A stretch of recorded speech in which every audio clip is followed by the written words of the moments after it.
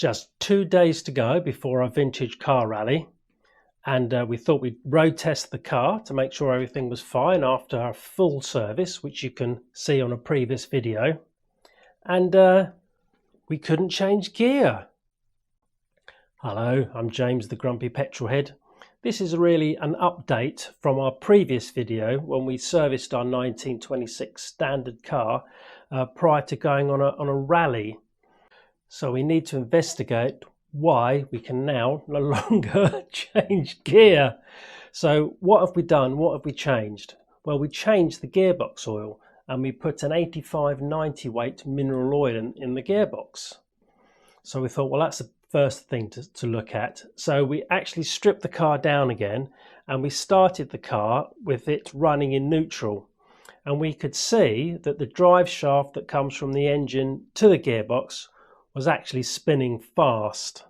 So we figured out that the car has a wet clutch, and the drive side of the clutch goes to a separate shaft to a separate gearbox.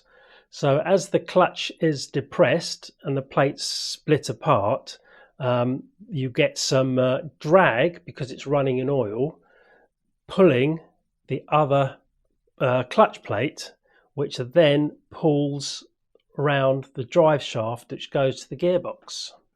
So we figured there's not enough drag in the oil in the gearbox to stop this shaft turning quickly. So we thought, well, let's change the oil to a heavier gearbox oil. So for next day delivery, we ordered a 220 weight gearbox oil, and also whilst we're at it, we got a gearbox oil that was low in sulfur because more modern oils have a sulfur content in the oils that can start eating away at the white and yellow metal bearings in the gearbox. So yeah, next day delivery, fingers crossed it's going to fix the job, because the day after we're leaving on the rally. Hurrah! It worked. The heavier oil in the gearbox caused enough drag to slow the shaft down, so that when we're putting in gear, this gearbox slowed down so that we could engage the gears a lot easier. In fact, it made it very, very easy to change gear. So we left for our rally. It was only about 30 odd miles from our house to the hotel where we're all meeting, but in an old car like that, it does feel like an awful lot longer. We're so lucky that we have some great people who organise these car and motorbike events, and it's a wonderful thing that these people do, and they're not paid and they spend a lot of time doing it, and often they'll go to a lot of trouble to organise routes and places to stay and places to visit and all the invitations to people.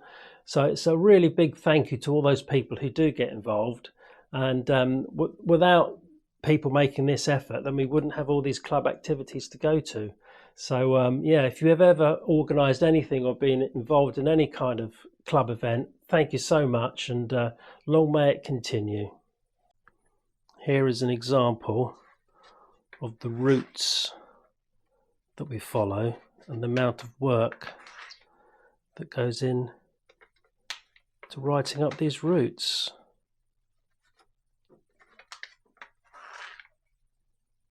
Have you ever been involved in organising a club event? Well, if you do, thank you and well done. But do you sometimes feel unappreciated? I remember when I was involved in a motorcycle club years ago, and we got involved in organising events, and sometimes we were just criticised and nothing was good enough. And of course it was all done for free and in our own time. But when you offered to the criticiser to why don't they do it? Well, I haven't got time. So yeah, sometimes it can be a little bit of a challenging situation. So after we arrived at the hotel and met all our friends, that's another great thing about the clubs, isn't it? You get to know and meet so many lovely like-minded people. It really is quite wonderful. Anyway, so the next day we went on a sort of a 30-mile run to the Roots Archive Centre in Banbury.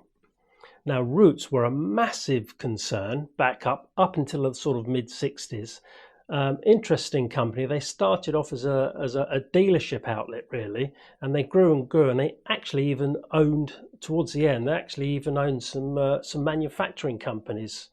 So it's quite an extraordinary story of Roots. So if you're ever about in Banbury, best go check out the Roots Archive Centre. Here's some of the cars that came with us on the rally, and some of these cars were actually made in 1913. So some very old cars that joined us. And yeah, it's great to see all these cars and great to see them all together in the same place. And it's such a terrific, well, you feel part of something special when you get involved in an old car club like this. One of the cars that joined us on the rally was a 1930 swallow-bodied Standard. Now, Swallow was started off as Swallow sidecars, and then they went on to rebody other cars, and they actually went on to become Jaguar. But before that, they had this rebodied Standard. And what was extraordinary about the journey that this fella made was it was over 112 miles to get to our hotel. He drove up from Brighton to Daventry, and what a feat, an epic feat really that was, to drive that old car so far. So his journey was 7 hours driving a 1930 car each way. But it does go to show that these old cars can be driven a long way. Obviously it'll take you longer, and you're probably going to be a bit more tired than you would in a modern car perhaps, but it does show that they can be made reliable and they can be made to travel these kinds of distances, and I know people have travelled even further in old cars, and it's a wonderful adventure to be able to do that. So have you driven a long way in an old car? If you have, please let us know in the comments. We'd love to hear from you. Next we had a 25-mile run to the I can never remember this name, the Gilks garage in Warwickshire. That was an interesting place. It's now sort of a biker stroke classic car cafe, and it's very popular, and the food was great. But it used to be a Roots garage, a Roots outlet, and so it's got some history, and it was just a lovely place to visit.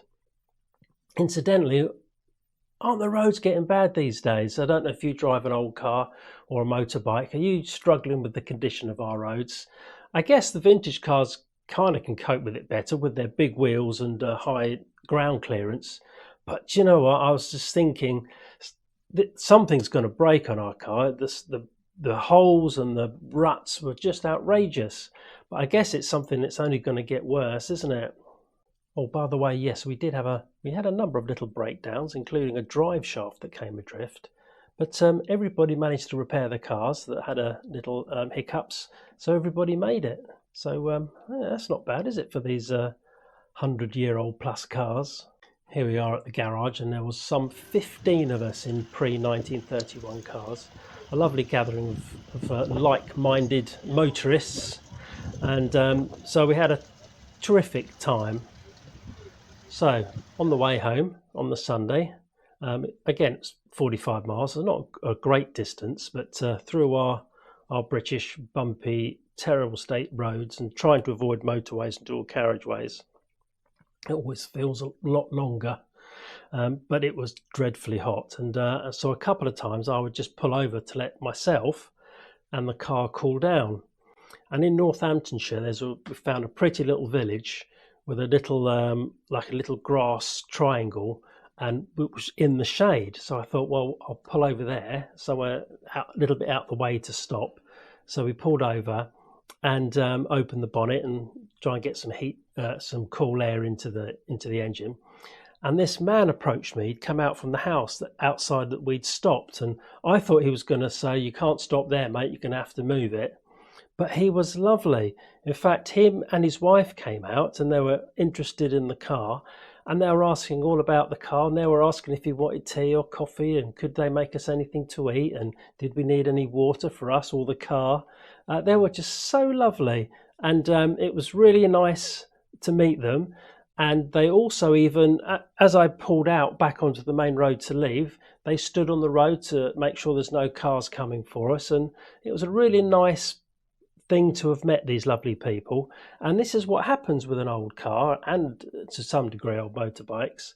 You do bump into people who are very enthusiastic and they want to know all about the car, and it really makes these little journeys so much more special. So there we are, a short follow-up really to our previous video, and just to let you know that we did make it. We had a great weekend.